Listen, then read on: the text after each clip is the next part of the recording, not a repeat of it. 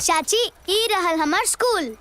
और चाची वो देखिए उहे है हमार शिक्षा मैडम। और देखी चाचा से लड़त झगड़त बाड़ी। अरे शिक्षा हम आवे वाला रहे, लेकिन कुछ काम। ई कौनो बात भइल का?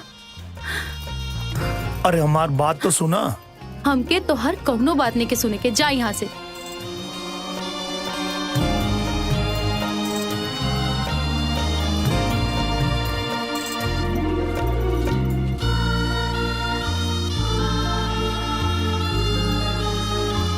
बल्लू तू अपना क्लास में जा और सुना, अपना चाचा के मत बताइए कि हम आज स्कूल आई रहने। ठीक है, बाय बाय।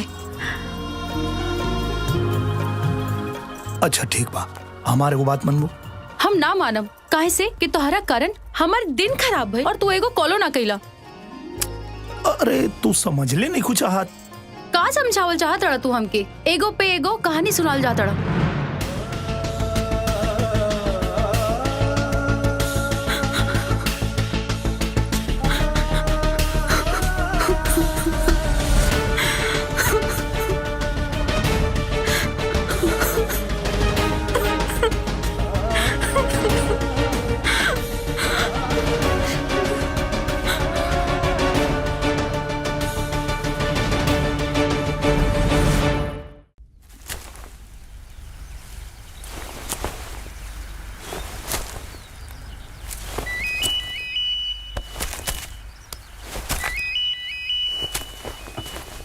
राजा भैया हाँ? फोन आयल बा, फोन शिक्षा मैडम के फोन बा। हाँ बोला। अच्छा सुना, कल भोला बाबा के मंदिर में आ जाइए। काहे, कोनो खास बात बा का? अरे हाँ, कल तीज बा और हम तोहरा खातिर व्रत रखतानी। अच्छा तो हमारा आवल जरूरी बा का? तो काहे ना आइल जरूरी बा? तोहरे खातिर तो व्रत रख ले बानी ना, व्रत तू ही तोड़बा। By by. राजा भैया, जब ही मैडम के पता चली कि तार शादी हो गई बा तो तार बाजा बाज जाई। बात तो सही कहता रे। जो अब काम देख। ठीक बा।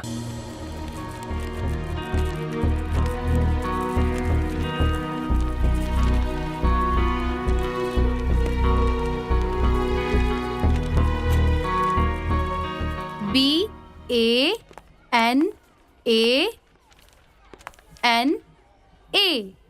बनाना। बनाना मीन्स केला। अब जल्दी से आप लोग अपने कॉपी में नोट कर लीजिए और याद कर लीजिए। 10 मिनट बाद आप सबसे पूछूंगी। शिक्षा मैडम जी। हाँ जी। 10 मिनट के लिए फ्री हैं आप? जी जी बोलिए। कैसा चल रहा है आपका क्लास? बहुत अच्छा चल रहा है। आज आपका क्लास नहीं लगा क्या? नहीं, बच्चे पढ़ रहे थे अपने क्लास में तो हमें टाइम मिला तो हमने सोचा चलो आपसे मिल लेते हैं। अच्छा चलिए आइए बाहर बैठ के बात करते हैं। देखिए मजनू लाल जी, आप जाइए, मेरा क्लास चल रहा है, मैं नहीं आ सकती।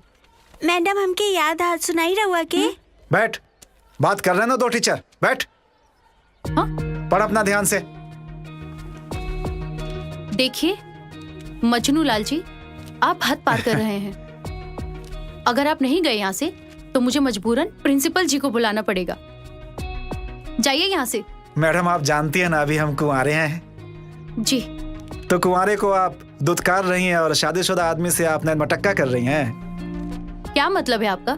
मतलब तो आप बूझ ही गई होंगी। वो जो रोज रोज लड़का स्कूल में आता है ना, उसकी शादी हो गई है। हाँ? और आप उसके साथ नैन मटक्का करके हमें भाव भी नहीं देती हैं। ये क्या बोल रहे हैं आप? जी मतलब हम सही बोल रहे हैं। आपको विश्वास नहीं है मेरे ऊपर तो उसके भतीजे से पूछ लीजिए आप। चलता हूँ।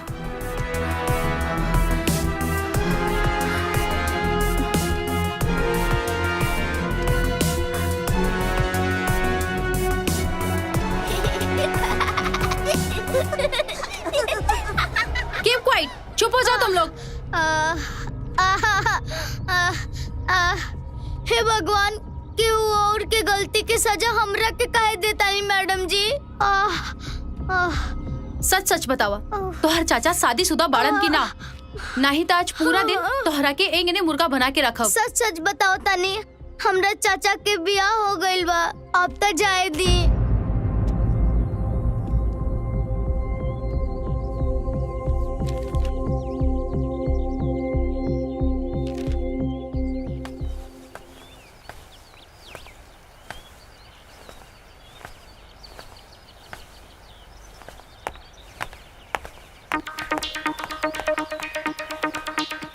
अरे आ गेलू, कहाँ रह गेलू है? और ये बैठ क्रिकेट खेल के बगा। अरे रुका, अरे! तो के बताओ तो नहीं अरे! अबे, अरे जान का से भाई? मार दे तो के। रुका, अरे बतावा तो का भइल? तू हमार नहीं का हो सकता तो तोरा के और के बिना होके दे, जान से मार दे तो के। अरे बाप रे, अरे हम मर जाए तो तू विधवा हो जेबू। विधवा तो चुड़ैल होई, हम ना। देखा ये बियाह जल्दीबाजी में और हमरा मर्जी के बिना भइल बा। और देखा भले हमार बियाह ओकरा से भइल बा, लेकिन आज भी हम तोरे से प्यार करेनी। का मतलब भाई प्यार के? देखा अब भगवान ओकर रिश्ता तोड़ के तोहरा भाई से ओकर रिश्ता तोड़ के हमरा साथे जोड़ देने, लेकिन हम तोहार कसम खा के कहता नहीं, आज तक हम ओकरा के छोले नहीं की। आज भी हम तोहरे से प्यार करेनी। तका बिया करबा हमसे? हाँ काहे न करब? हम तो से प्यार करेनी तो काहे न तो से बिया करब? चला तू कहता अभी तो से गुप्त बिया कर लेता नहीं। गुप्त रोग होला, गुप्त बिया ना। अरे जवन कुछ भी हो थोके, लेकिन हम तो से बिया करे के तैयार बानी ना, तब तो तोके भरोसा हो जाए ना कि हम तोहरे से प्यार करेनी। ना पहले ओके तलाक दो, तब हम सोचब। हे भगवान, ई कौन मुसीबत में पड़ गई। भूमि जी हमके तो से कुछ बात करे के रहे। कहा का बात बा? बहू दादाजी बहरे बैठल बाड़े खाए खातिर, लेके आवा। जी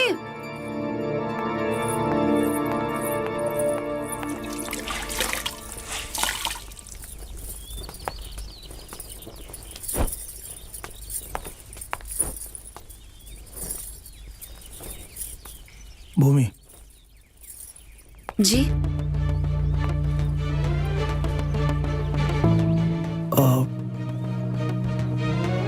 का भइल? कुछ ना।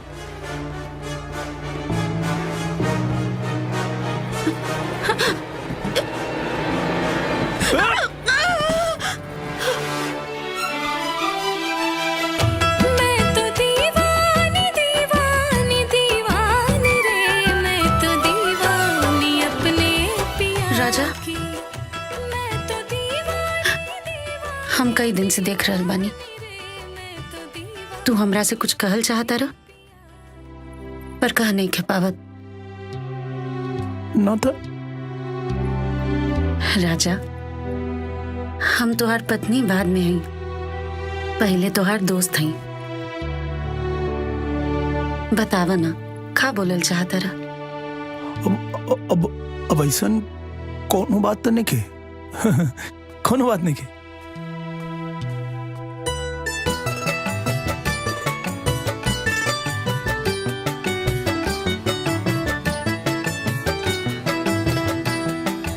ली चाय। हाँ रख दो।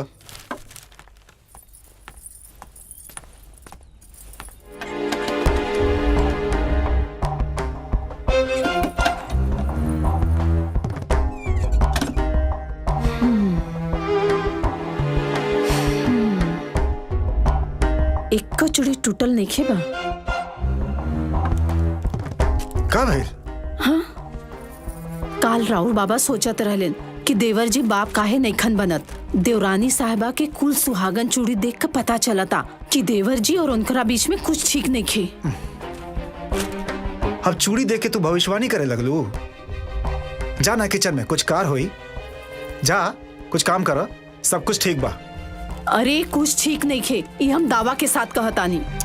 हम दावा के साथ कहता नहीं सब कुछ ठीक बा। तब लाए चाय तो ठीक से बनते नहीं खे, भविष्यवाणी करे लगलू। जा जा अपन काम करा जा। खा। अरे राजा के खनवा लावा जल्दी। ना ना तू लोग खा, हम क्या आ जाए।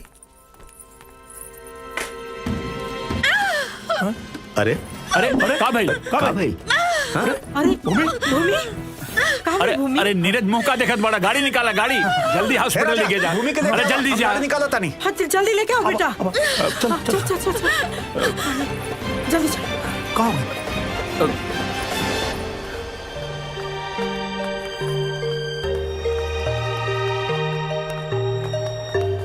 डॉक्टर साहब सब ठीक तो बा का भइल भूमि के? पेट में दर्द था, अब ठीक है, मैंने दवा दे दी है। अच्छा ये सारी रिपोर्ट्स मैंने निकलवा ली है। रिपोर्ट्स के अनुसार पता चला है कि आपकी पत्नी कभी मां नहीं बन सकती।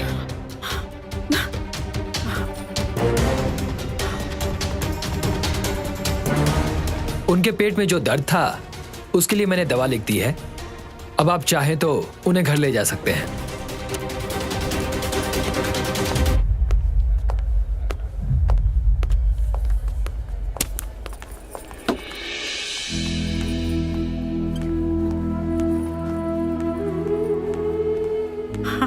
ना बेटा तू आराम करा। ना माँ जी, अब हम एकदम ठीक बने, कोनो दिक्कत नहीं है।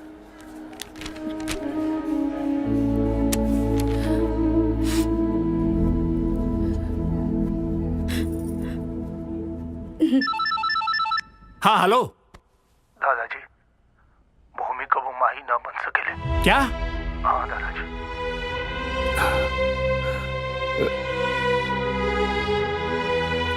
अब कुछ आराम बाना बेटा ठीक हो जाए। भूमि बेटा अब तबीयत कैसी? अरे नहीं नहीं नहीं तुम लेटी रहो आराम करो, तुमको आराम की जरूरत है। राजा इधर उधर घूमना बंद करो, फालतू में घूमते रहते हो। घर में रह के बहू की सेवा करो और देखभाल करो बहू की। जी पर बाबा अब हम ठीक बनी। हाँ तुम ठीक हो बिल्कुल, लेकिन तुम्हें आराम की जरूरत है। तुम आराम करो, तुम घर के काम की चिंता मत करो, बड़ी बहू सब संभाल लेंगी। वैसे भी आज तक सारा काम हम ही संभालत रहनी और आगे भी संभाल ले। इनकरा के थोड़ी ना कुछ भइल बा, बस लड़की नहीं पैदा कर सकत, बाकी सब तो ठीक ही बा। ए बड़ी बहू तुम्हारी जुबान ऐसे बहुत चलती है, जाओ यहाँ से जाओ, संभाल लेंगी। बाबूजी बड़की दुल्हन तो ठीक है ना कहताड़ी।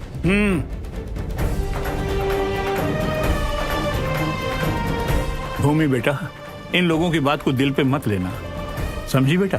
तुम सिर्फ आराम करो, मैं हूं ना, आराम करो। राजा हाँ बाबा बहू की देखभाल करो जी। ठीक है? ठीक बा। मैं चलता हूँ बेटा। जी अच्छा बेटा तू आराम करा, हम आवता नहीं। राजा हाँ तू ख्याल रखिया।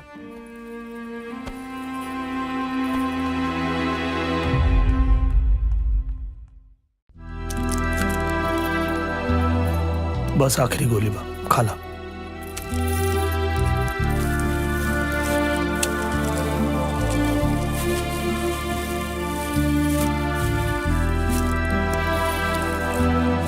राजा कबले ऐसे ही हमार बोझ ढोबा।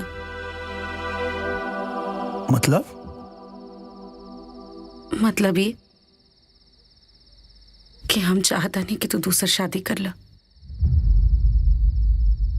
का बोला तारो? हम एकदम ठीक है कहता नहीं, तनी सोच के देखा।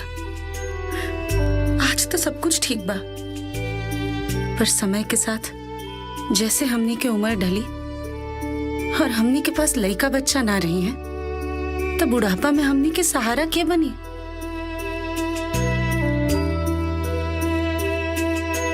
और तू बिल्कुल चिंता मत करा, जैसे एक घर में दो बहन प्यार से रहेली, वैसे ही हम ओकरा साथे प्यार से रह ले। भगवान के भी यह मर्जी है। प्लीज तू दूसर बिया खातिर मान जा। इतना आसान नहीं है। अगर हम मान भी जाए, घर वाला लोग मान भी जाए, बाबा कबो न मनिए। बाबा के हम मना लेब।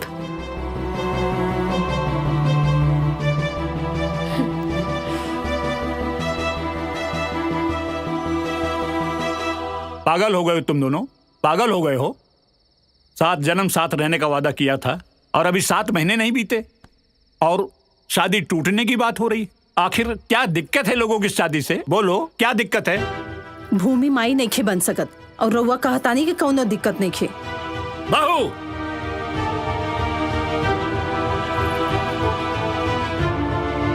बाबा दीदी ठीक है तो कहतारी, जब हम संतान सुख नहीं दे सकत तो कम से कम इनका के दूसर बिया कर लेवे के चाहिए ताकि ये घर में खुशी आ सके। और यही में हमने दोनों लोग की सहमति बा बाबा। लेकिन मेरी सहमति नहीं है। और हम सहमत नहीं खी। ई दूसर ब्याह के बात कही तू लोग बंद करा।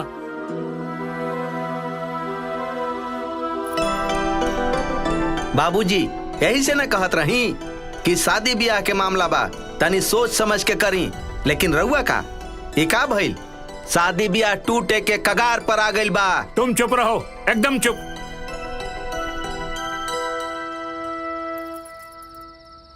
भूमि बेटा, अभी आपकी बहुत बड़ी उम्र पड़ी है, पूरी जिंदगी पड़ी है तुम्हारी।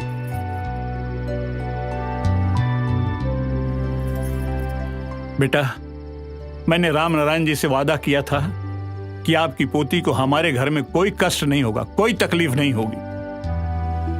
लेकिन बेटा, इतना बड़ा फैसला लेने से पहले एक बार राम नारायण जी से बात करना बहुत जरूरी है, और मैं उनसे बात करूंगा। हाँ,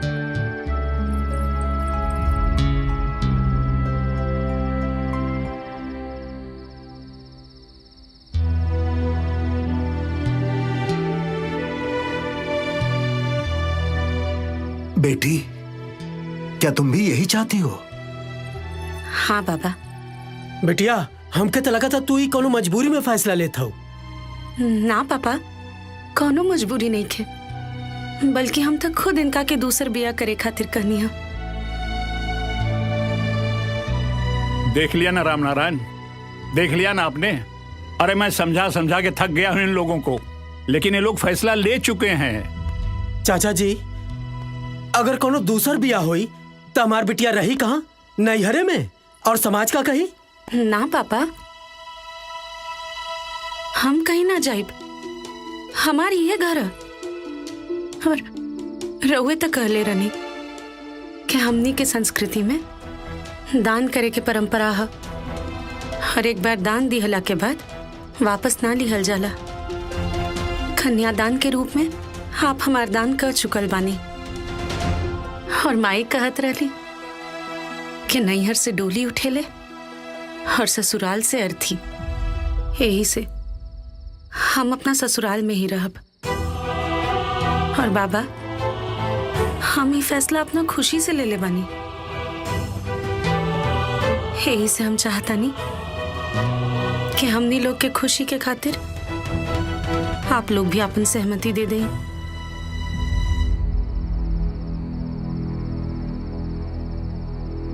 ठीक है बेटी, जब तुम सब लोगों ने सोच ही लिया है तो इसी में हमारी खुशी है।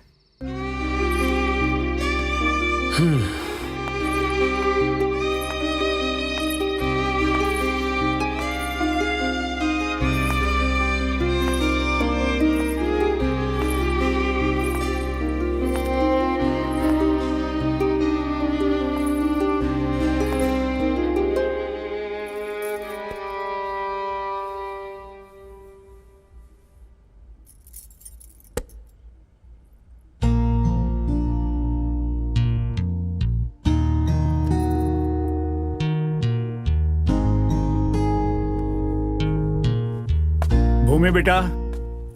जी बाबा, आई बैठी।